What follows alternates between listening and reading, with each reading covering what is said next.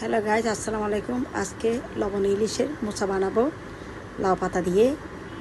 পেঁয়াজ, লবণ ইলিশ সব কিছু রেডি করে নিলাম, তেল সব কিছু রেডি করে নিলাম।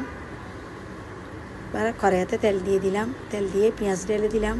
পেঁয়াজ ঢেলে দেওয়ার পর তারপর মশলা, হলুদ, জিরা, ধনিয়ার গুঁড়া, লাল মরিচের গুঁড়া সব দিয়ে ভালো করে কষাই নিলাম।